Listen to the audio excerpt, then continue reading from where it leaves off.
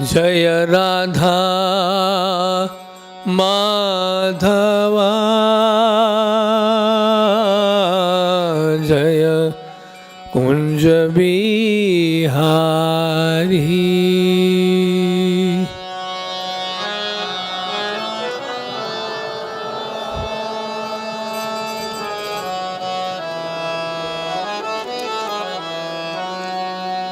जय राधा माधवा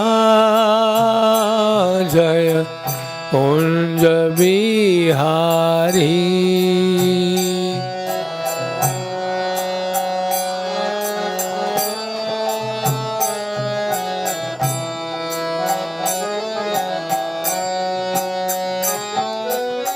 गोपी जन वल्लभा जय गिरवरधारी।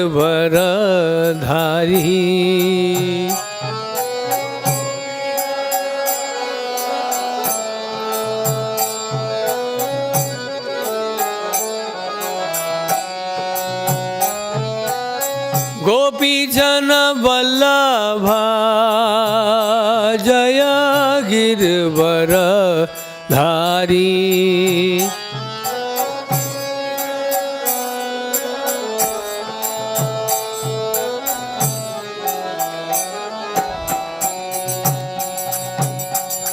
यशोदा नंदन ब्रज जन रंजना।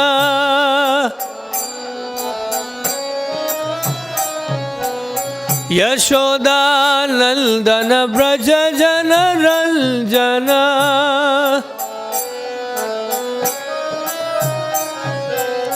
यमुना तीरा वनचारी।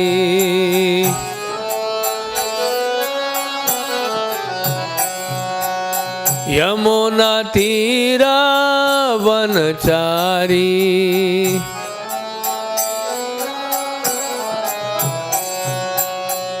जय राधा माधवा जय कुंज बिहारी।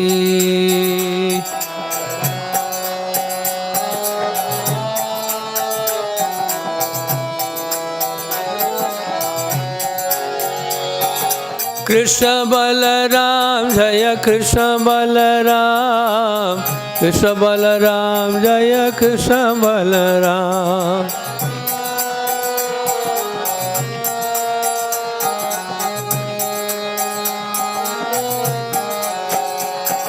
राधा श्याम सुंदर राधा श्याम सुंदर राधे।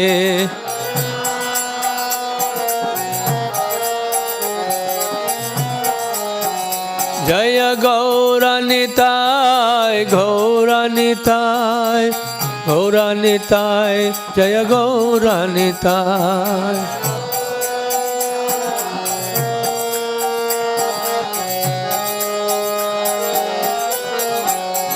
प्रभुपाद प्रभुपाद प्रभुपाद जय प्रभुपाद।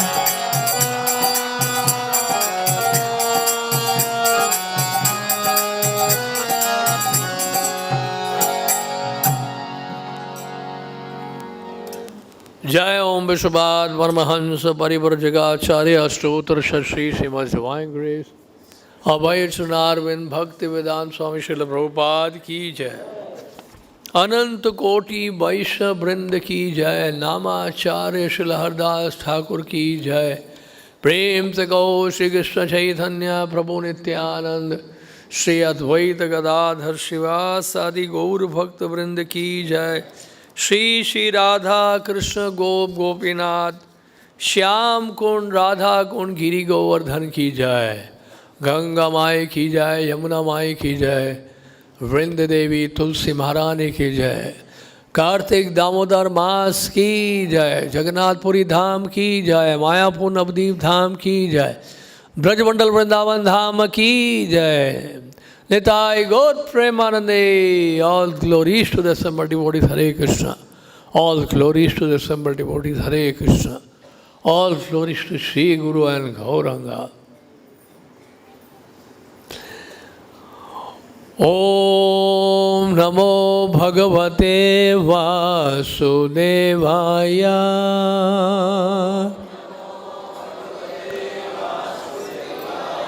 ओम नमो भगवते वासुदेवाय।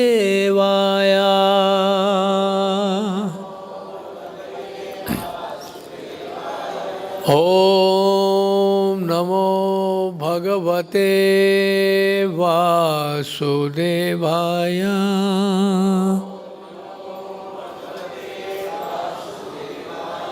नारायणं नमस्कृत्य नरं चैव नरोत्तमं देवीं सरस्वतीं व्यासं ततो जयमुदीरयेत्। नष्टप्रायेषु अभद्रेषु नित्यं भागवत सेवया भगवती उत्तम श्लोके भक्तिर्भवति नैष्ठिकी। श्रीमद्भागवतम स्कंद 9 अध्याय 10 श्लोक संख्या 52 और 53। 52 में तात्पर्य नहीं है, इसलिए उच्चारण हम श्लोक संख्या 53 का करेंगे, लेकिन पहले हम श्लोक संख्या 52 पढ़ेंगे। अध्याय का शीर्षक है भगवान श्री रामचंद्र की लीलाएं हैं। है ना। वनानि नद्यो गिरयो वर्षाणि द्वीपसिन्धवः सर्वे कामदुघासन् प्रजानां भरतर्षभा। हे महाराज परीक्षित, भरतवंश के श्रेष्ठ भगवान श्री रामचंद्र के राज में सभी वन, नदियाँ, पर्वत, राज्य, 7 द्वीप तथा 7 समुद्र सभी जीवों को जीवन की आवश्यक वस्तुएं प्रदान करने हेतु अनुकूल थे। और ये आज का श्लोक जिसको उच्चारण करना है, जिसका उच्चारण हमें करना है,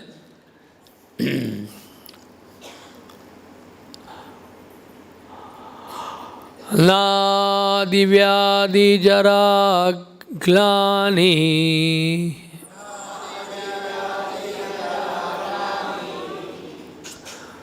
दुख शोक क्लमः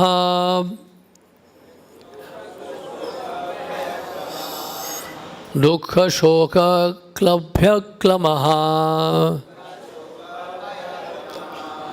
मृत्युशा निश्चिता नासीत् रामे राजन्यधोक्षजे नाधि व्याधि जरा ग्लानि दुख शोक भया क्लमः मृत्युशा निश्चितां नासीत् रामे राजन्यधोक्षजे नादि व्याधि जरा ग्लानि दुख शोक भया क्लमः मृत्युशा निश्चितां नासीत् रामे राजन्यधोक्षजे।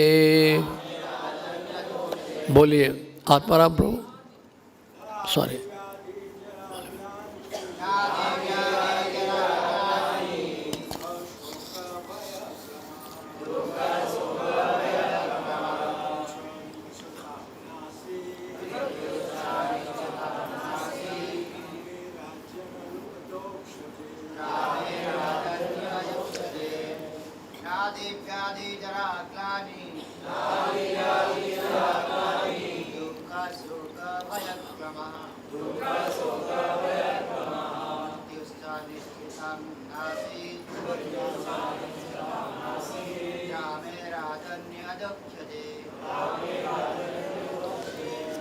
माताएं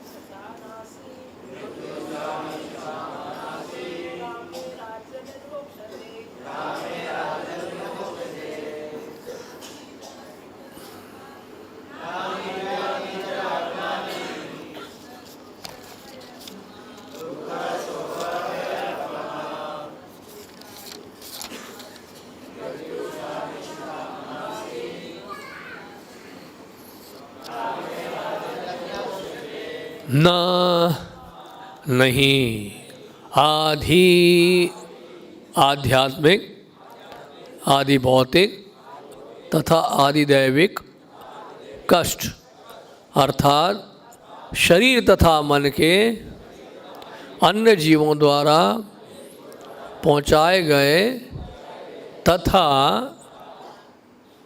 प्रकृति द्वारा दिए गए कष्ट, व्याधि, रोग, जरा, बुढ़ापा,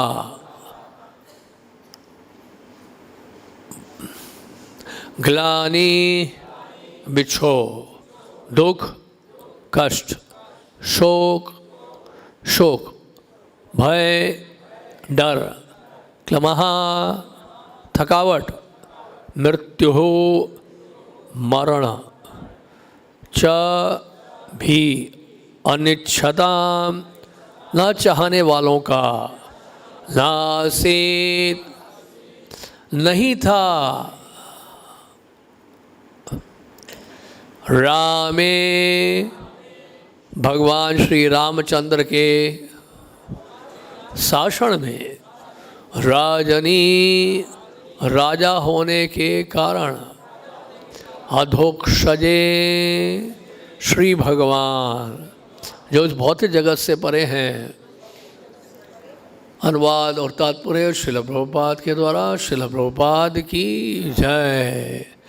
जब भगवान श्री रामचंद्र, आप दोहरा सकते हैं, जब भगवान श्री रामचंद्र पूर्ण पुरुषोत्तम भगवान इस जगत के राजा थे, तब किसी भी प्रकार के शारीरिक तथा मानसिक कष्ट, रोग, बुढ़ापा, विक्षोभ, शोक, दुख, डर तथा थकावट का नामो निशान नहीं था।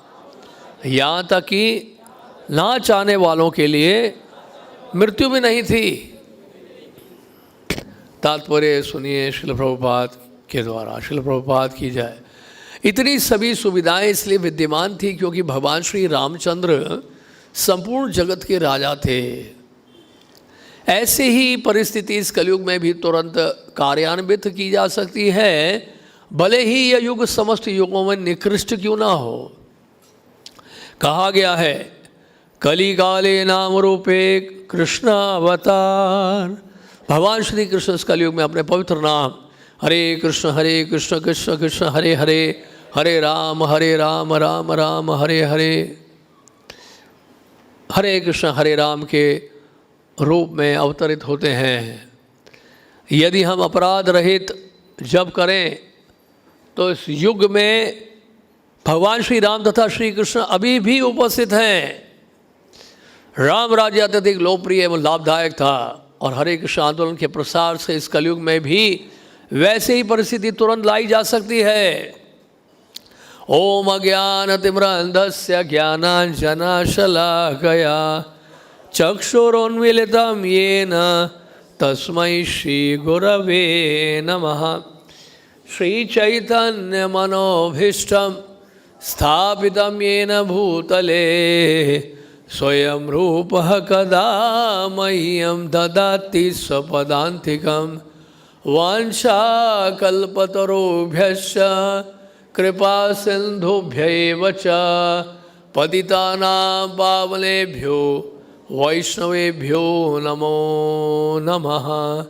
जय श्री कृष्ण चैतन्य प्रभु नित्यानंद श्री अद्वैत गदाधर श्रीवासादि गौर भक्त वृंदा। हरे कृष्णा कृष्णा कृष्णा हरे हरे, हरे राम राम राम हरे हरे। हाथ सबने खड़ा किया है लेकिन महामंत्र बहुत कम लोग बोल रहे थे, इसलिए एक बार फिर से बोलिए हरे कृष्णा कृष्णा कृष्णा हरे हरे, हरे राम राम राम हरे हरे। अब ठीक है, फिर भी इतना ठीक नहीं है लगता थक गए आप जब करते करते। तो पहला जो श्लोक है इससे पहले वाला, उसमें क्या बता रहे हैं, हे महाराज परीक्षित, सुखदेव गोस्वामी कह रहे हैं, भरतवंश के श्रेष्ठ भगवान श्री रामचंद्र के राज्य में सभी वन, नदियाँ, पर्वत, राज्य, सातों द्वीप तथा सातों समुद्र सभी जीवों को जीवन की आवश्यक वस्तुएं प्रदान करने हेतु अनुकूल थे। तो देखिए क्या क्या लाभ मिलता था भगवान श्री राम के राज्य में। राम राज्य की कल्पना हम सब करते हैं, इसका प्रचार प्रसार भी होता है, लेकिन राम राज्य का विवरण श्रीमद् भागवत में दिया गया है सुखदेव गोस्वामी के द्वारा कि राम राज्य में किस प्रकार की परिस्थिति थी। हाँ, कितना आनंद था उस समय। भगवान श्री राम जहाँ पर हैं, भगवान श्री कृष्ण जहाँ पर हैं, वो स्थान तो धाम ही है, धाम से अभिन्न है। तो क्या क्या था, जब भगवान श्री कृष्ण या भगवान श्री रामचंद्र पृथ्वी पर अवतरित होते हैं तो पृथ्वी स्वयं अधिक समृद्ध और शुभता से भर जाती है, समृद्ध हो जाती है पृथ्वी। पृथ्वी यानी कि भूदेवी भगवान की अर्धांगिनी है। तो पृथ्वी में जब भगवान के चरण पड़ते हैं तो उस समय पृथ्वी जो है फल फूलने लगती है एकदम से। जैसे महाराज वेण के होते हुए पृथ्वी का बहुत शोषण हुआ, पृथ्वी ने उत्पादन अपना बंद कर दिया, और जब पृथु महाराज आए भगवान के साल्तवेश अवतार, उनके आते ही क्या हुआ, फिर से पृथ्वी जो है फलने फूलने लग गई पृथु महाराज की कृपा से। तो यहाँ पर ये बताया जा रहा है, अनमोल धातु में जैसे सोना, चांदी, रत्न और अन्य कीमती खनिजों की भरमार हो जाती है। भगवान के चरण पड़ते ही ये सब शुरू हो जाता है, खनिज, सोना, चांदी, platinum, diamond, emerald, ruby, gemstones, रत्न समुद्र में से प्रकट होने लगते हैं, पृथ्वी में से प्रकट होने लगते हैं बहुत अधिक मात्रा में। पृथ्वी सहयोग देती है जब जब भगवान का अवतरण होता है। फिर क्या बता रहे हैं यहाँ पर, ये प्राकृतिक खजाना भगवान के अवतरण के समय विशेष रूप से प्रकट होता है, जो पृथ्वी की भक्ति और उनके प्रति सम्मान के को दर्शाता है। तो पृथ्वी देवी भी अपने स्वरूप में भगवान की सेवा कर रही हैं, और भगवान के आते ही पृथ्वी बहुत प्रसन्न होती हैं। श्री और कीमती रत्नों और धातुओं की वृद्धि होती है। पृथ्वी असाधारण मात्रा में रत्न, सोना, चांदी और दुर्लभ खनिज प्रदान करती है। समृद्धि भगवान की उपस्थिति के प्रति पृथ्वी है स्वाभाविक प्रतिक्रिया के रूप में मानी जाती है। प्राकृतिक खजाने आसानी से सुलभ होते हैं। साधारण समय की अपेक्षा जब से संसाधन छुपे रहते हैं और खनन में कठिनाई होती है, भगवान के अवतरण के समय से अधिक आसानी से और प्रचुर मात्रा में उपलब्ध हो जाते हैं।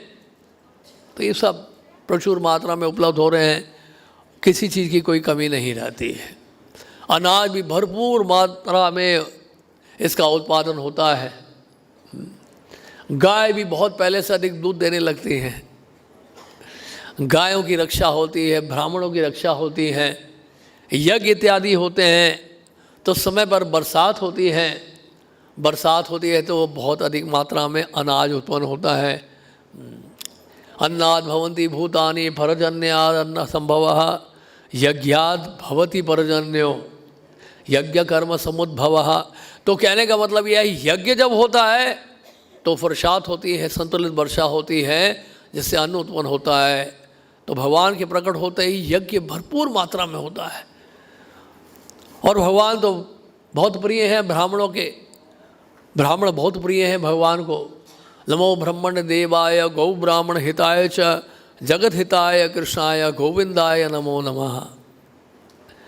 तो भगवान के आते ही जो है सारा जो वातावरण जो है शुद्ध होने लगता है। और जैसे यहाँ बताया गया है, सभी वन, नदियाँ, पर्वत, राज्य, सातों द्वीप तथा सातों समुद्र सभी जीवों को जीवन की आवश्यक वस्तुएं प्रदान करने हेतु अनुकूल थे। तो सब कुछ अनुकूल हो जाता है भगवान के आते ही। जैसे मान लीजिए आपके वृंदावन धाम में, वैसे तो यहाँ भगवान कृष्ण से और बढ़कर कोई नहीं है, नहीं, लेकिन मान लीजिए देश का प्रधानमंत्री आ जाए वृंदावन में, तो वृंदावन की सड़कें जो भरी हुई हैं ट्रैफिक के कारण, वो सारी सड़कें खाली हो जाएंगी उनके स्वागत के लिए। कैसी व्यवस्था आप लोगों को करनी पड़ेगी। सारा ध्यान केंद्र बिंदु को कौन होते हैं? उस देश के प्रधानमंत्री होते हैं। हम लोग के मंदिर में भी जब प्रधानमंत्री आए थे 2019 में फरवरी में, प्रधानमंत्री नरेंद्र मोदी जी, तो हमारे पूरे मंदिर का फोकस केवल प्रधानमंत्री थे। लोग दर्शन करने के लिए कम जा रहे थे, उनके दर्शन के लिए ला रहे थे। लोग छुप कर खिड़कियों से, छुप छुप के दीवारों के पीछे से देख रहे थे, कब मोदी जी गाड़ी से बाहर निकलेंगे, अपने चरण रखेंगे यहाँ पर। और दूर दूर तक जो है 3-4 किलोमीटर तक पूरा सड़क साफ कर दिया गया, सड़क को पूरा सजा लिया गया कि प्रधानमंत्री आ रहे हैं। तो एक देश के प्रधानमंत्री आने से इतनी व्यवस्था करनी पड़ती है। उससे पहले वहाँ के उनके सैनिक, एसपीजी, कमांडोज, सिक्योरिटी सब पहले से पहुँच जाते हैं। बाद में नहीं आते हैं सब, ये पहले से आ जाते हैं और उनके स्वागत के लिए क्या करते हैं? तैयारी करते हैं। तो इसी तरह से पृथ्वी भी है, इसी तरह से पृथ्वी तैयार रहती है भगवान का स्वागत करने के लिए। और स्वागत ऐसे ही करती है पृथ्वी, समृद्ध हो जाती है, सब कुछ फल फूलने लगता है, अनाज अधिक मात्रा में उत्पन्न होने लगता है, हरियाली हो जाती है चारों तरफ, रत्न प्रकट होते हैं, हीरे चांदी सोना सब निकलने लगता है पृथ्वी से भगवान के चरण पड़ते ही। क्योंकि भगवान आने वाले हैं, आने से पहले ही ये सारी व्यवस्था होने लगती है कि नहीं? तो इस तरह से हम देखते हैं सब कुछ अनुकूल हो जाता है, सारे नक्षत्र अनुकूल हो जाते हैं। भगवान श्री कृष्ण जब प्रकट हुए तो उस समय तो अष्टमी का दिन था, तो पूर्णिमा का चांद क्यों निकला? फिर पूर्ण चंद्र निकला है उस दिन। भगवान श्री कृष्ण जब प्रकट हुए हैं तो हालांकि अष्टमी के दिन पूर्णिमा का चंद्रमा नहीं होता है, लेकिन भगवान कृष्ण के प्रकट होने से क्या हुआ? पूर्ण चंद्र प्रकट हुआ, सब कुछ वातावरण अनुकूल हो जाता है। यहाँ वृंदावन धाम में भी आते ही, वृंदावन धाम तो वैसे भी भगवान का धाम ही है, यहाँ का सारा मौसम अनुकूल हो जाता है। ऐसा लगता है कि 12 महीने क्या है? वसंत ऋतु ही चल रहा है। बहुत अधिक गर्मी नहीं है, बहुत अधिक ठंड नहीं है, वातावरण सारा अनुकूल हो जाता है, मौसम अनुकूल हो जाता है। सब कुछ केवल भगवान के आने से। तो यहाँ पर आज के श्लोक में, यानी अभी जो उच्चारण किया हमने श्लोक में, क्या बता रहे हैं? जब भगवान श्री रामचंद्र पूर्ण पुरुषोत्तम भगवान इस जगत के राजा थे, तब किसी भी प्रकार के शारीरिक तथा मानसिक कष्ट, रोग, बुढ़ापा, विक्षोभ, शोक, दुख, डर तथा थकावट का नामो निशान नहीं था। वास्तव में भगवान से अलग कुछ है नहीं। हम भी एकत्व में ही विश्वास करते हैं। एकत्व का मतलब ये है कि भगवान से अलग कुछ है नहीं। द्वैत में क्या समस्या है? बद्ध जीव कई बार ये सोचने लगता है कि भगवान से अलग कुछ है। लेकिन अद्वैत जो दर्शन है, यहाँ पे अद्वैतवाद का प्रचार नहीं कर रहा मैं, लेकिन अब इसको वैष्णव सिद्धांत की दृष्टि से मैं बता रहा हूँ कि अद्वैत का मतलब, अद्वैत ज्ञान का मतलब यह है कि भगवान से अलग कुछ भी नहीं है। ईशावास्यमिदं सर्वं यत्किंचित् जगत्याम जगत तेन त्यक्तेन भुंजिता मा गृधः कस्य स्विद्धनम। भगवान से अलग पृथक कुछ है ही नहीं। ये पूरी सृष्टि, पूरा ब्रह्मांड, अहम सर्वस्य प्रभो मत्तः सर्वं प्रवर्तते, मैं ही आध्यात्मिक और भौतिक जगत का कारण हूँ। भगवान से पृथक कुछ है ही नहीं। ये भगवान की तो शक्ति है। ये विराट जगत जो है, ये भगवान का ही विराट रूप है। ये विराट जगत, विराट रूप जो है किसका है? भगवान का ही तो है। भगवान से अलग थोड़ना है। भूमिरपो नलो वायो खम मनो बुद्धिरेवच अहंकारित्य में भिन्ना प्रकृति रष्टदा। भिन्ना प्रकृति होते हुए भी भगवान से अभिन्न है। आप समझ रहे हैं? भिन्ना प्रकृति होते हुए भी भगवान से अभिन्न है। दो जो कृष्ण भावना भावित हैं वो इस अद्वैत ज्ञान पर विश्वास रखते हैं। जो पूर्ण कृष्ण भावना भावित हैं उनका सिद्धांत क्या है चित्ते ते कोरिया ऐक्या, कि भगवान से कुछ अलग हो ही नहीं सकता है।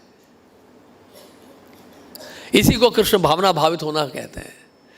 तो कृष्ण भावना भावित होने का मतलब ये है कि जब कृष्ण भावना भावित हो जाएंगे तो जब हम देखें कि भगवान से अलग कुछ है ही नहीं और उसके अनुसार हम भगवान की सेवा भी करेंगे, तो जो यहाँ पर बताया है, उपलब्धि बताई है, जो लाभ बताया है भगवान के आने से, वो लाभ हमें अभी भी मिल सकता है इस कलयुग में भी।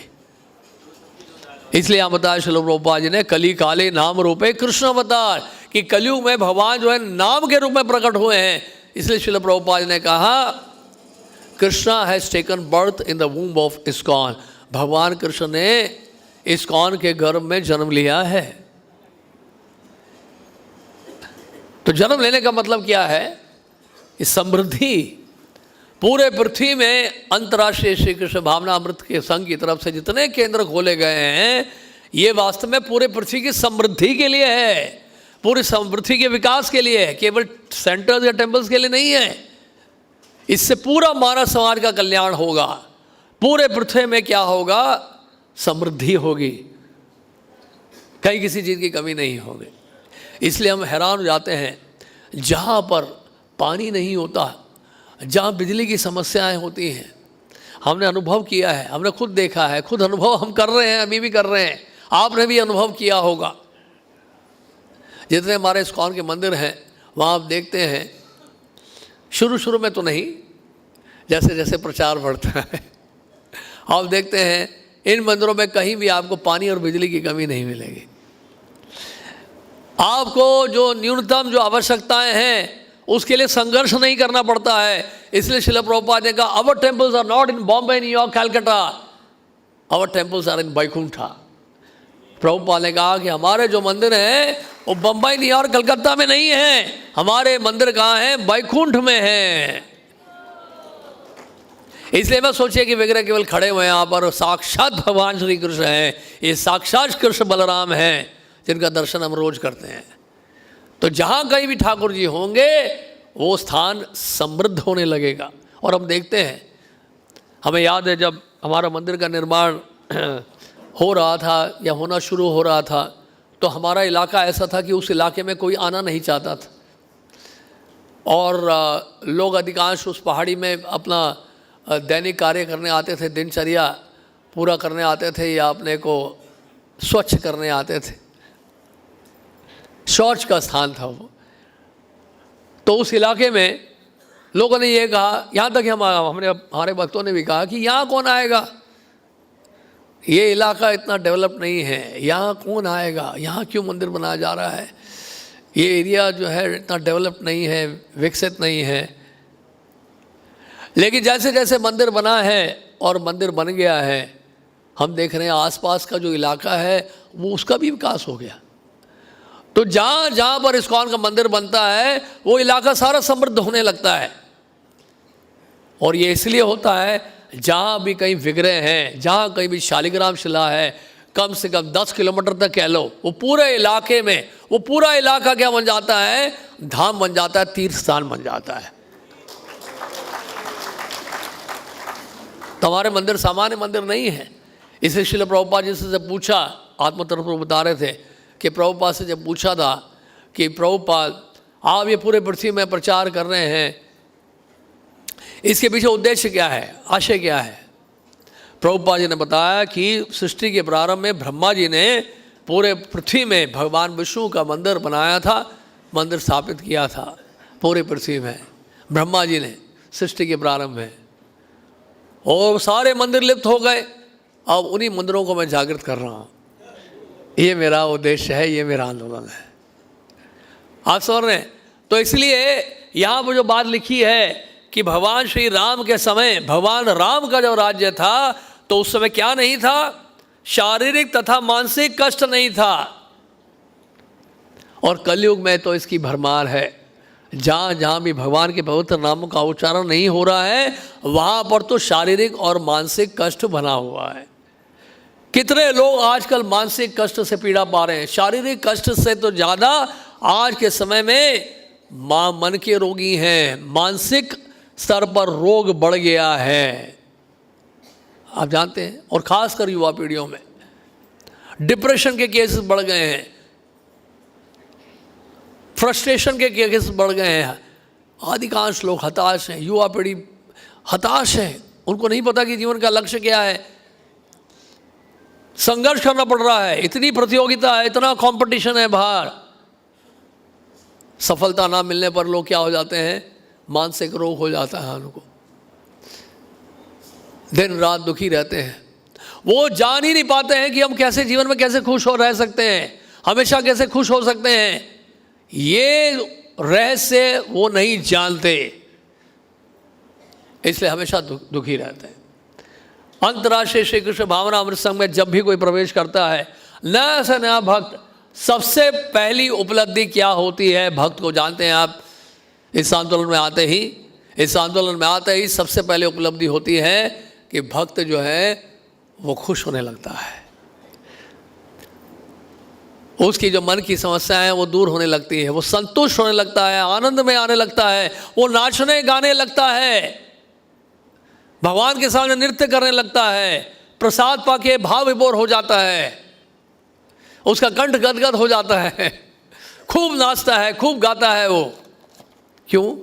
क्योंकि ऐसा आनंद उसको कभी जीवन भर मिला नहीं। इसलिए कई लोग अगर कुछ समय के लिए भी आते हैं हमारे मंदिरों में, और जब भक्त लोग कीर्तन कर रहे होते हैं, नृत्य कर रहे होते हैं, तो साथ में वो भी नाचने लगते हैं, खूब बड़ा आनंद आता है उनको भी। और वो बोलते हैं आपके मंदिर में बड़ा आनंद आया कीर्तन में, हमने खूब नाचा, खूब गाया हम लोगों ने। तो ऐसा आनंद की जो अनुभूति है वो इस अंतर्राष्ट्रीय श्री कृष्ण भावना अमृत संघ में होने लगती है जैसे इस आंदोलन में हम प्रवेश करते हैं। तो ये सब यहाँ पर बताया गया है, यहाँ पर शारीरिक तथा मानसिक कष्ट। शारीरिक कष्ट क्यों होता है? लोगों की बुरी आदतें, नशा करना, व्यभिचार करना, मांस भक्षण करना, जुआ खेलना।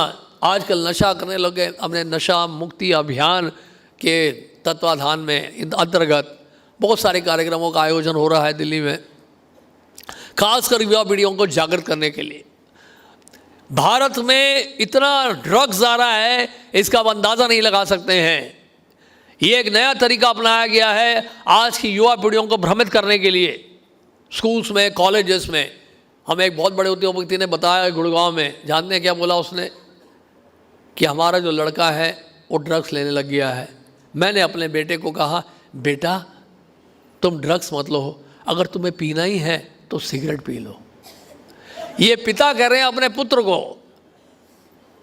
अपने बेटे को ये कहना पड़ रहा है, बेटा नशे मत करो, ड्रग्स मत लो, अगर पीना है तो सिगरेट पी लो।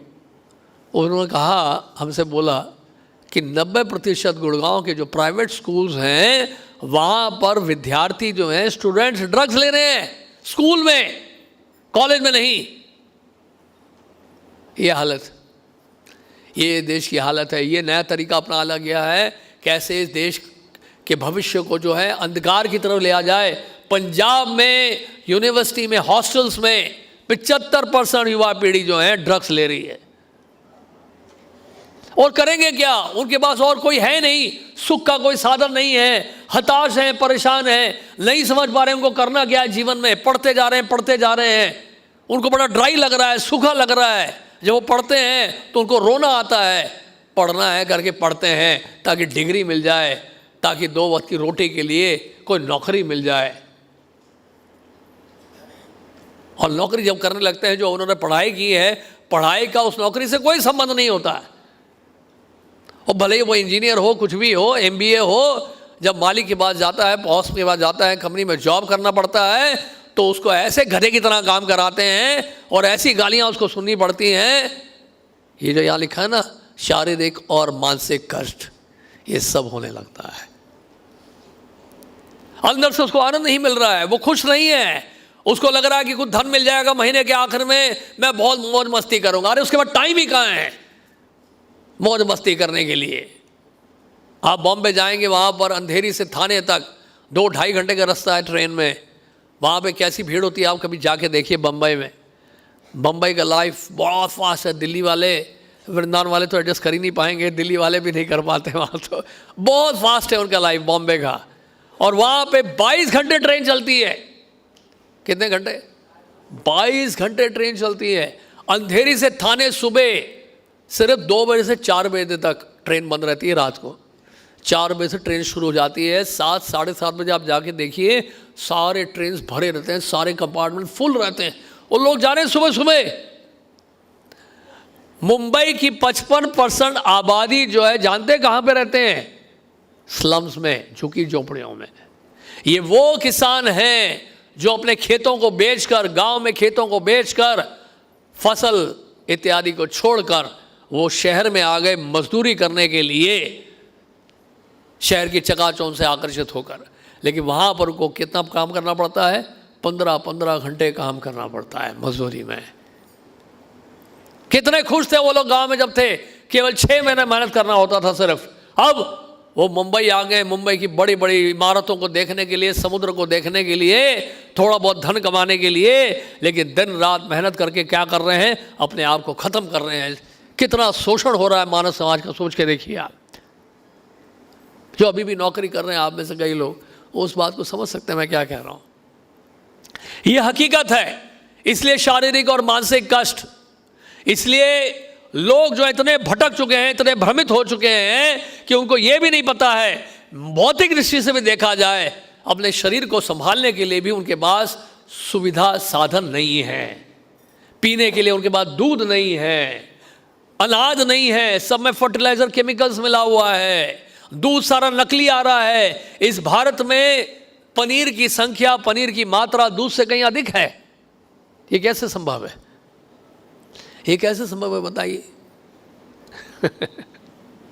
इतना पनीर मिलता है मार्केट में, उतना दूध नहीं मिलता है। दूध में मिलावट है, अनाज में मिलावट है, फर्टिलाइजर, केमिकल्स और पेस्टिसाइड्स, ये सबसे भरा हुआ है आज का भोजन। इसलिए कैंसर के पेशेंट्स बढ़ते जा रहे हैं, रोग बढ़ते जा रहे हैं, हार्ट पेशेंट्स बढ़ते जा रहे हैं, बीमारियां लग चुकी हैं सबको। लेकिन उसके बावजूद भी लोगों को अकल नहीं आ रही है।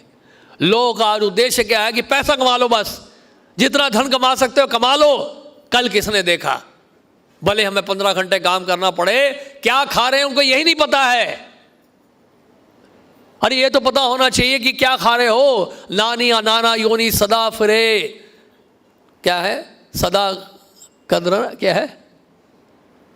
क्या क्या अलग अलग योनियों में जाकर क्या क्या खा रहे हैं, कुछ पता ही नहीं उनको। इसलिए क्या है, भौतिक दृष्टि से भी देखा जाए तो समाज में जो लोग रह रहे हैं उन्होंने अपने आप को भौतिक दृष्टि से भी खत्म कर दिया है।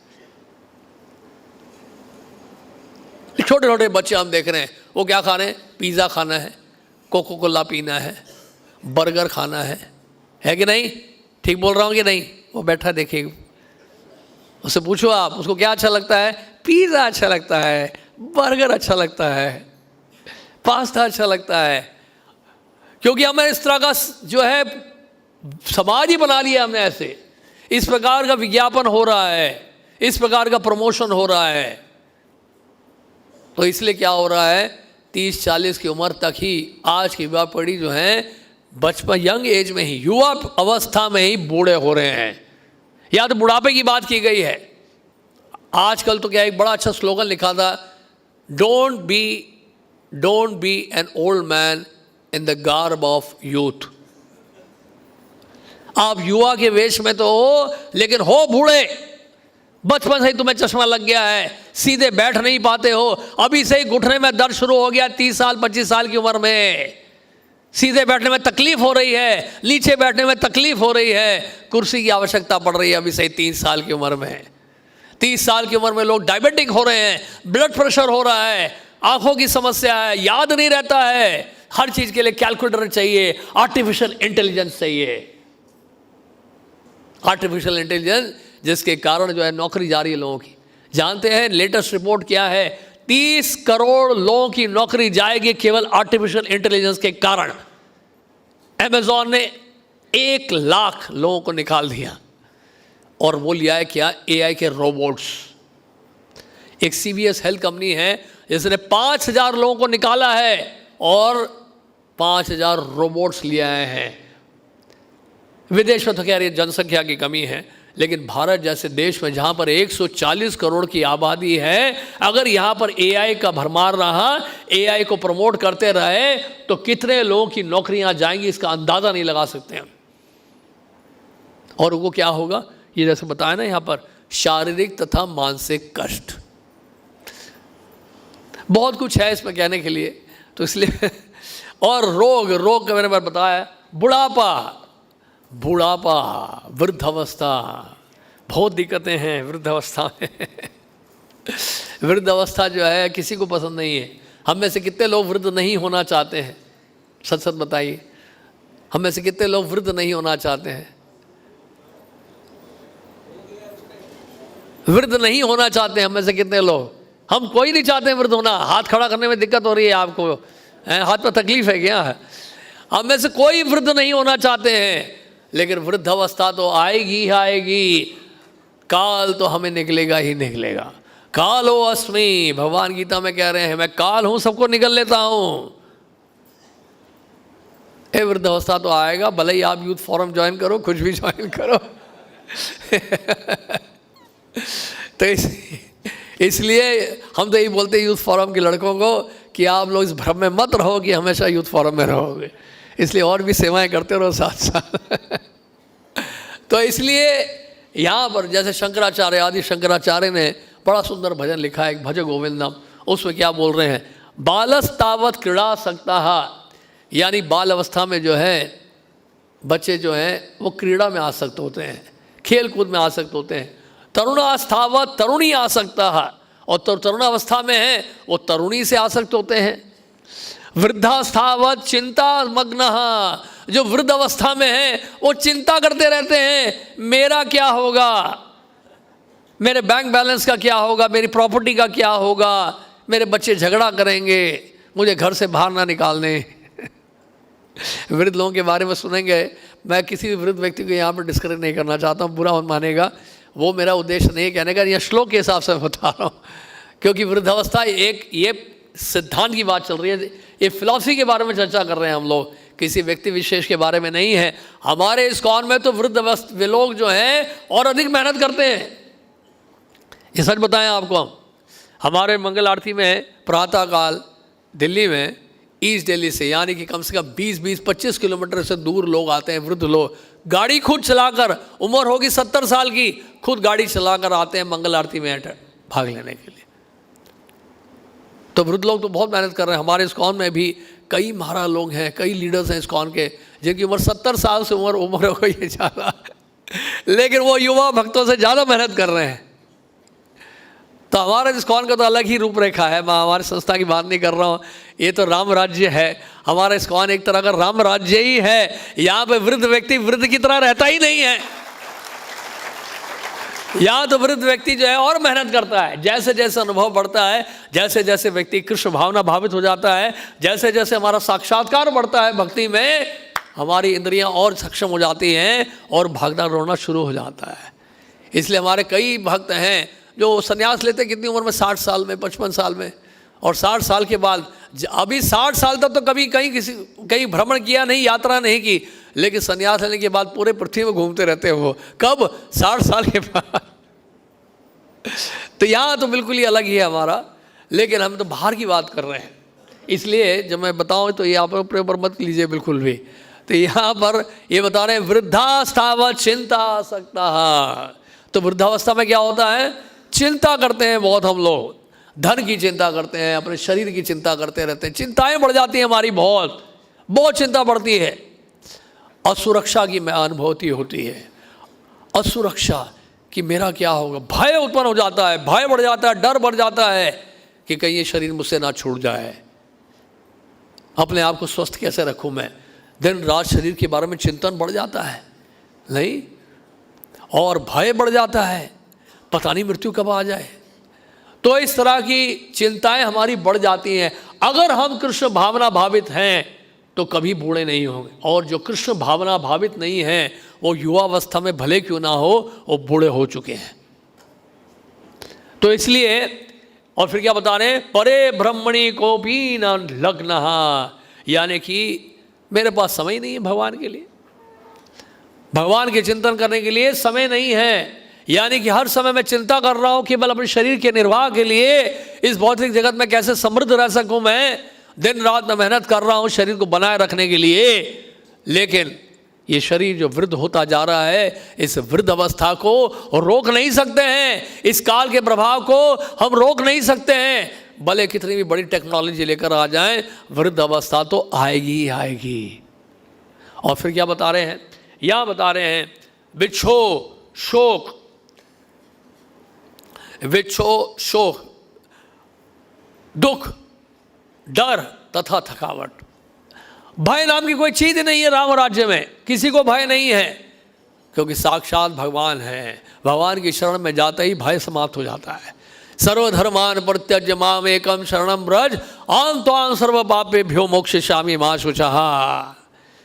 वृद्ध व्यक्ति जो है भयभीत रहता है, लेकिन कृष्ण भावना भावित व्यक्ति जो है वो इंडिया छोड़कर अमेरिका चले जाता है अंतर्राष्ट्रीय श्री कृष्ण भावना अमृत संघ की स्थापना करने के लिए।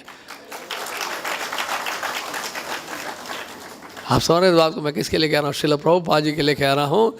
यानी कि ऐसे व्यक्ति जो हैं जो वृद्ध अवस्था में अमेरिका चले गए, 70 साल की उम्र में कोई कल्पना नहीं कर सकता है विदेश जाने के लिए।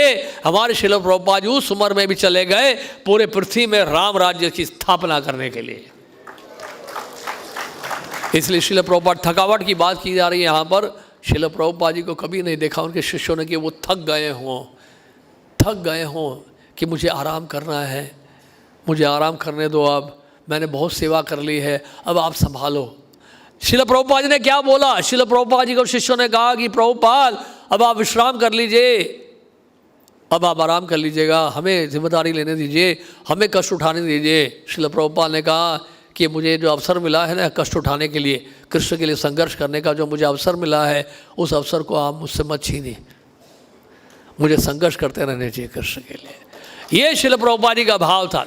एक बार की घटना बताता हूँ मैं, शायद कौन बता रहे थे मुझे याद नहीं, यार शायद हरीश्वरी प्रभु या श्रुति कीर्ति प्रभु बता रहे थे कि श्रील प्रभुपाद जी एक बार काफ़ी बीमार से हो गए, बहुत तेज बुखार हो गया। तो श्रील प्रभुपाद जी ने कहा ऐसा करो, काली मिर्च का पेस्ट बनाकर, प्रभुपाद जी का आयुर्वेदिक सारी दवाई डालते थे वो, तो प्रभुपाद ने कहा काली मिर्च का पेस्ट बनाकर उसको एक पट्टी में लगा दो और मेरे सर पे लगा दो। तो ऐसा कुछ श्रील प्रभुपाद जी ने बोला और लगा कि प्रभुपाद हम हॉस्पिटल ले जाते हैं, आपको तबीयत खराब ना हो जाए। नहीं प्रभुपाद ने कहा कुछ नहीं होगा, चिंता मत करिए, लगा दो, ठीक हो जाऊँ मैं। सुबह लगभग 6 बजे के करीब प्रभुपाद बोलते हैं चलो हम चलते हैं मॉर्निंग वॉक में। सुबह 6 बजे प्रभुपाद ठीक भी हो गए। वो बता रहे थे, श्रुति कीर्ति पर बता रहे थे श्रील प्रभुपाद जी का विश्राम कैसे होता था, बस चुटकी बजाओ तो आंखें खुल जाएंगी। प्रभुपाद जी लिटरली देखा जाए, प्रभुपाद जी को कह रहे थे, श्रुति कीर्ति पर बता रहे थे कि उन्होंने श्रील प्रभुपाद जी को कभी सोते हुए देखा ही नहीं। उनका सोना तो केवल क्या था, केवल आंखों को बंद करना था बस। और जब चाहे वो उठ सकते थे, जब चाहे वो सक्रिय हो जाते थे। रात को 12:30 बजे उठकर श्रीमद् भागवतम की टीका लिख रहे हैं। थकावट नाम की कोई चीज़ नहीं है। हवाई की बात बता रहे हैं, एक स्टोरी सुनाते हैं आपको। श्रील प्रभुपाद जी हवाई गए थे और हवाई में मौसम बड़ा अनुकूल रहा, प्रभुपाद जी को बड़ा अच्छा लग रहा था। और हवाई में आम बहुत अच्छा मिलता है। उन्होंने कहा कि प्रभुपाद ये आम का मौसम आ रहा है, आप अभी मत जाइए, यहाँ पर आम बहुत अच्छा मिलेगा, आपको आम बहुत अच्छा लगता। प्रभुपाद जी को आम बहुत अच्छा लगता था। तो उन्होंने कहा कि आपको आम बहुत अच्छा लगता है, आप रुक जाइए। तो प्रभुपाद जी को बहुत उन्होंने फोर्स किया रुकने के लिए। फिर प्रभुपाद को बोलना पड़ा कि आप अपने गुरु को रोक नहीं सकते हो। फिर अगला प्रभुपाद जी ने कहा preaching in the snow of Russia is much more sweeter than the mangoes of हवाई। क्या बोला प्रभुपाद जी ने? समझे आप? मैं इसका अनुवाद करता हूँ, हिंदी में पता नहीं कैसा अनुवाद होगा। प्रभुपाद कहते हैं रशिया के बर्फ़ में, बर्फीले इलाके में जो प्रचार करना है वो हवाई के जो आम हैं, मीठे मीठे आम हैं, उससे ज़्यादा मधुर हैं। कहाँ पर? रशिया की बर्फीली सड़कों में या बर्फीले इलाके में प्रचार करना और मधुर है उस मीठे मीठे आम से, हवाई के मीठे मीठे आम से। इसलिए मुझे रशिया जाने दो। तो देखिए प्रभुपाद हमेशा तैयार रहते थे। थकान करके उनके कुछ जीवन में था ही नहीं। ऐसे मतलब कोई उनके शब्दकोश में ये शब्द ही नहीं था कि थकने वाली बात। तो रात को हवाई में प्रभुपाद जी एक लंबे यात्रा से आ रहे थे, लॉन्ग टूर से आ रहे थे, और बहुत लंबी लंबी यात्रा में जाते थे तो कई बार 6 घंटे 10 घंटे की फ़्लाइट होती थी। तो शिष्य भी साथ में जा रहे हैं, शायद गुरुदास प्रभु थे या गुरु कृपा प्रभु थे, हाँ शायद गुरु कृपा प्रभु। उनसे पूछे, वो बताएंगे आपको, यहाँ पर है ना, उनसे पूछिए। तो उन्होंने बताया थे। तो रात को प्रभुपाद अब 11 बजे वहाँ पहुँचे मंदिर में। तो स्वाभाविक है कि शिष्य लोग भक्त लोग थके होंगे, सब साथ में जो गए थे वो की तो हालत ख़राब हो गई, और वो सब जाके लेट गए। लेकिन प्रभुपाद जी का देखिए सबसे बड़ा क्या था, प्रभुपाद जी विश्व के किसी भी कोने में जाएं केवल घड़ी की सुई बदलते थे बस। उनका समय, उनका शेड्यूल, उनका वही होता था जो और जगह होता था। तो रात को 11 बजे पहुँचे हैं, 12:30 बजे प्रभुपाद तैयार हो गए भागवतम का अनुवाद करने के लिए। इसलिए श्रुति कीर्ति प्रभु बता रहे थे वो कब सोते थे किसी को नहीं पता। 12:30 बजे प्रभुपाद जी ग्रंथों का अनुवाद कर रहे श्रीमद् भागवत का। तो उन्होंने बुलाया गुरु कृपा प्रभु को, उनसे पूछा क्या कर रहे थे आप? उन्होंने कहा कि प्रभुपाद मैं रेस्ट कर रहा था, विश्राम कर रहा था। तो प्रभुपाद ने पूछा क्यों विश्राम कर रहे थे? तो प्रभुपाद ने वास्तव में रुला दिया था उनको पूरा। उन्होंने कहा कि प्रभुपाद मैं विश्राम कर रहा था क्योंकि मैं थका हुआ था। प्रभुपाद ने कहा क्यों थके हुए थे? प्रभुपाद मैं आपके साथ इतनी लंबी यात्रा में आया हूँ और लंबी यात्रा से आया हूँ, इसलिए मैं थका हुआ था, इसलिए मैं विश्राम कर रहा था। प्रभुपाद ने कहा मैं तो नहीं थका हुआ, मैं भी तो आपके साथ गया था। तो वो बेचारे इतना प्रभुपाद ने सुनाया कि वो रो गए। फिर प्रभुपाद और उसके बाद प्रभुपाद बोले जाओ ठीक है जाओ कृष्णा बुक लेके आओ। वो रोने लग गया एकदम से। तो प्रभुपाद ने उनको कृष्णा बुक से पढ़ने के लिए कहा। तो कृष्णा बुक से पढ़ना शुरू किया। फिर प्रभुपाद ने पीठ में थपथपाया और प्रभुपाद ने कहा ठीक है जाओ विश्राम कर लो। और कई बार तो प्रभुपाद ऐसे में लंबी लंबी यात्रा के बाद जब शिष्य लोग सुबह नहीं उठ पाते थे थकावट के कारण, प्रभुपाद जी उनको डांट के उठा देते थे सुबह सुबह। प्रभुपाद कहते थे you people are worse and karmis, आप लोग तो कर्मियों से भी बदतर हो, सो रहे हो सुबह आप लोग, छूटो। तो प्रभुपाद जी जो है आप देख सकते थे ये जो यहाँ लिखा हुआ है ये केवल बातें नहीं है, ये केवल शास्त्र तक सीमित नहीं है। ऐसे महाभागवत भगवान के जो शुद्ध भक्त हैं उन्होंने अपने जीवन के द्वारा प्रदर्शित किया है कि वास्तव में राम राज्य होता क्या है। कभी थकावट नहीं होती थी श्रील प्रभुपाद जी को, इसलिए कभी थकावट ऐसा दिखता ही नहीं था कि थकावट हो उनको। हमेशा उनके चेहरे में देखिए ऊर्जा, और चेहरे में एकदम ऐसा लगता था कि अभी शायद 6 घंटा विश्राम करके उठे होंगे। हम अगर 2-3 घंटे केवल सोएं तो फिर क्या हालत होगी सोच के देखिए। तो इस तरह से ये राम राज्य की बात जो कर रहे हैं यहाँ पर कि थकावट नहीं होती थी, वहाँ पर कोई थकता नहीं था और दिन रात वो भगवान की सेवा में लगा रह सकता था। तो ये सब तभी हो सकता है जब कोई पूर्ण रूपेण कृष्ण भावना भावित हो। जब कोई पूर्ण कृष्ण भावना भावित हो जाएगा तो क्या क्या नहीं होगा, आप कभी बूढ़े नहीं होंगे, और रोग लगेगा भी तो आपको लगेगा कि रोग लगने दो, कोई दिक्कत नहीं है, सेवा नहीं बंद करूंगा, मैं सेवा नहीं बंद करूंगा। अयुक्त की अप्रतिहता ये आत्मा सुप्रसिद्धति सवै पुंसा परो धर्मो यतो भक्ति रथोक्षजे। श्रीमद् भागवत में ये लिखा है कि भक्ति कैसे होनी चाहिए, बिना किसी रुकावट के, बिना किसी हेतु के, बिना किसी कारण के। व्यक्ति कितना भी बीमार से बीमार क्यों ना हो, भगवान के जो शुद्ध भक्त होते हैं उनकी सेवाएं कभी बंद नहीं होती। और ये हमने गुरु महाराज के जीवन में देखा खुद। श्रील प्रभुपाद जी को तो व्यक्तिगत रूप से नहीं देखा हमने, लेकिन हमने गुरु महाराज श्रील गोपाल कृष्ण गोस्वामी महाराज को देखा हमने। अंतिम समय में भी जब उनके शरीर वास्तव में बिल्कुल ही रुग्ण हो गया था भौतिक दृष्टि से देखा जाए तो, लेकिन उसके बावजूद भी प्रातःकाल जाएंगे मंगल आरती में, ऑल्टर में, और दरकौरताई की आरती करेंगे, लैम्प घुमाएंगे बड़े मुश्किल से ऐसे ऐसे ऐसे करके, लेकिन वो आरती कर ही देंगे कैसे भी करके। जब 25 मिनट की आरती है वो कर देते थे वो, और फिर नरसिंह भगवान की आरती भी करने जाएंगे वो। उनकी सेवा में किसी प्रकार की बाधा आई नहीं। अंत समय में जैसे जैसे उनकी उम्र बढ़ती गई उनकी सेवाएं कम नहीं होगी, कम नहीं हुई, बल्कि 10 गुना बढ़ गई। ये तो हमने देखा।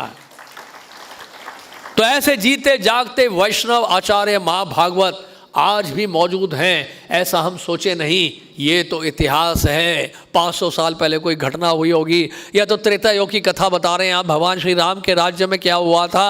आज के बारे में चर्चा करें ना, जैसे श्रील प्रभुपाद यहाँ लिख रहे हैं, इस कलयुग में भी अपने पवित्र नाम हरे कृष्ण हरे राम के रूप में अवतरित होते हैं।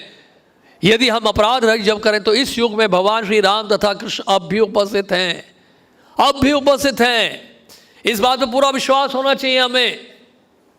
अगर हम उस प्रोसेस को फॉलो करें, उस विधि का पालन करें जो हमारे गुरु परंपरा में दिया गया है, आचार्यों के द्वारा दिया गया है, तो हम देखेंगे ये जो लक्षण बताए राम राज्य के, ये लक्षण यहाँ भी प्रकट होंगे और काफ़ी हद तक हम प्रकट होते हुए देखते हैं, अपनी आंखों से देखते हैं, इसका अनुभव खुद कर रहे हैं। इसलिए हमें बहुत सावधान रहना है, इस बात का ध्यान रखना है कि ये अलार्म बज गया है, इसलिए शब्द बज गया है क्लास के लिए से समय हो गया है। मैंने अपनी बात ऐसे ही पूरी कर ली है। एक आध प्रश्न है तो आप पूछ सकते हैं। हरे कृष्ण।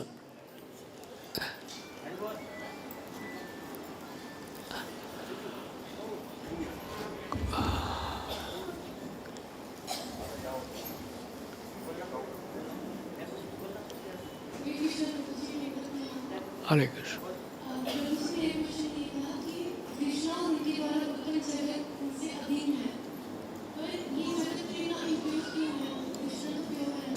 भगवान कृष्ण शुद्ध है, ये कह रहे हैं कि भगवान, ये जो जगत है भगवान से अभिन्न है, तो फिर ये जगत इतना अशुद्ध क्यों है? अशुद्ध हमने किया है, हमारी भावनाओं ने किया है, भगवान से अलग होकर, है कि नहीं? जैसे भगवान सरकार जेल बनाती है साफ़ सुथरा, बढ़िया नीट एंड क्लीन बनाती है, लेकिन कैदी जाके उसको गंदा करते हैं।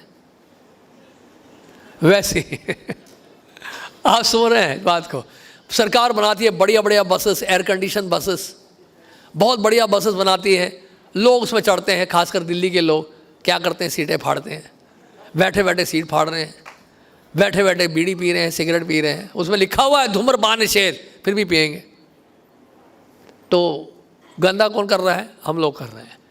तो इसी तरह से भगवान ने सारी व्यवस्था की है, उसको गंदा करने वाले हम लोग हैं और साफ करने वाले भी हम लोग हैं। अगर भक्त बनते हैं तो भक्त क्या बनेंगे तो क्या करना है? उसी बस में आपको जाकर कीर्तन करना है, उसी बस में जाके प्रसाद बांटिए।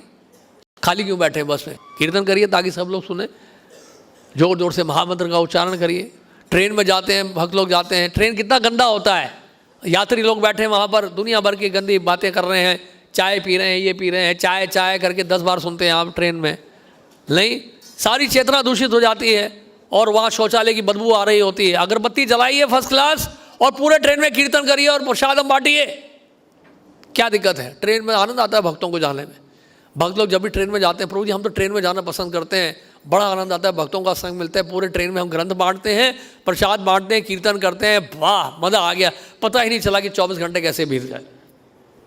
होता है नहीं होता है? समय का प्रभाव नहीं पड़ता है, काल का प्रभाव नहीं पड़ता है, जहाँ भी संकीर्तन होता है सारी थकावट हमारी दूर हो जाती है। हो है कि नहीं? वो आपका अनुभव बताइए, सच सच बताइए। तो ये सब हमें करना है। और बताइए, और किसी का प्रश्न? और किसी को मौका दें? और कोई?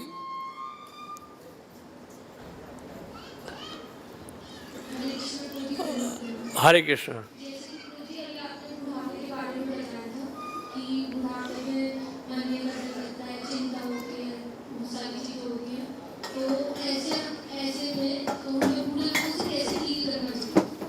ऐसे एक मिनट, क्या है पीछे आवाज आ रही? हाँ क्या बोल रहे हैं? अच्छा, वृद्ध लोगों से कैसे हमारा व्यवहार होना चाहिए? तो हमारे शास्त्र क्या बताते हैं? जो वृद्ध लोगों की सेवा करते हैं उनका बल बढ़ता है, शारीरिक बल बढ़ता है, आयु बढ़ती है, उनकी कीर्ति बढ़ती है, यानी कि यश बढ़ता है, उम्र बढ़ती है और वो समृद्ध होते हैं। बहुत सारे लाभ हैं वृद्ध व्यक्ति की सेवा करने से। और ऐसा नहीं करेंगे तो उसका बिल्कुल उल्टा होगा, क्योंकि आपका जो बेटा होगा आपके वृद्ध होने पर वो आपको भी भगाएगा। जैसा किया आपने अपने पिता के साथ, वैसा आपका बेटा आपके साथ करेगा। जैसा करोगे वैसा भरोगे। इसलिए वृद्ध लोगों की हमें सेवा करनी है। उससे क्या होता है, भगवान की कृपा मिलती है, और भगवान की जब कृपा होगी तो फिर क्या होगा, आपका भविष्य उज्जवल है। नहीं तो भविष्य जो है हम नरक में जा रहे हैं फिर, है कि नहीं। इसलिए वृद्ध लोगों को सम्मान देना और उनको कृष्ण भावना भावित बनाना। अगर हम कोई सेवा उनके लिए करना चाहते हैं तो क्या करें, ऐसे वृद्ध लोगों के साथ बैठकर उनको कृष्ण कथा सुनाइए, और वो नहीं भी सुनना चाहते हैं तो घर में कीर्तन चलाइए, कहीं ना कहीं वो सुन लें। प्रसाद अगर ले सकते हैं तो प्रसाद ले लें वो, तो कहीं ना कहीं आप उनको कृष्ण भावना भावित बनाने के लिए प्रयास करिए। सबसे बड़ी सेवा होगी वृद्ध लोगों के लिए। अंतिम समय में उनको अगर भगवान का स्मरण करा सकें, इससे बढ़कर कोई सेवा नहीं हो सकती। और बताइए, और कुछ? प्रसाद का समय हो गया है, भूख सबको लग रही है। आपका बहुत बहुत धन्यवाद। हरे कृष्णा। श्रील प्रभुपाद की जय। ग्रंथराज श्रीमद् भागवतम की जय।